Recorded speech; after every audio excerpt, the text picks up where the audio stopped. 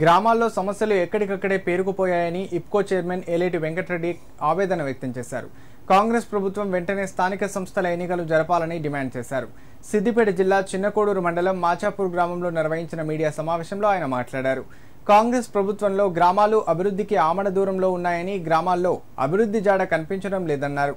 వర్షాకాలం దృష్ట్యా సీజనల్ వ్యాధులు ప్రబలే అవకాశం ఉన్నందున గ్రామాల్లో పారిశుద్ధ్య సమస్యలు వెంటనే పరిష్కరించాలని డిమాండ్ చేశారు.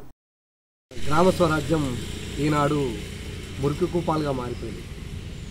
ప్రభుత్వం ఈ విషయంలో ఎందుకు నిర్లక్ష్యంగా ఉన్నదో అర్థం కావడం లేదు. గ్రామాలన్నీ కూడా పాలక పక్షాలు లేకపోవడం వల్ల వీధి దీపాలతో సహా మురికి కాలువలని మురికి కూపాలుగా మారిపోతూ ఉన్నాయి. వాళ్ళకు జీతాలు ఇచ్చే పరిస్థితిలో లేనటువంటి ఒక దయనీయమైనటువంటి స్థితిలోకి నెట్టివేయబడతా ఉన్నది.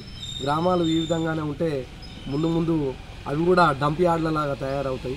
కాబట్టి దయచేసి ప్రభుత్వాన్ని మేము డిమాండ్ చేసేది ఏమంటే, వీలైనంత తొందరలో ఎలక్షన్లు నిర్వహించి గ్రామ పంచాయతీలకు పాలక వర్గాలను ఇచ్చినట్టయితే మళ్ళీ గ్రామ పరిపాలనా వ్యవస్థ అంతా ఒక సిస్టంలోకి వస్తుంది.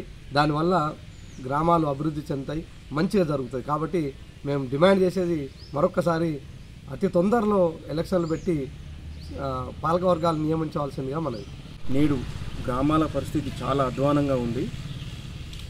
గ్రామంలోని చెత్తను తీసుకుపోవడానికి కూడా ట్రాక్టర్ డీజిల్కు డబ్బులు లేని పరిస్థితిలో ఉన్నాయి గ్రామ పంచాయతీలు.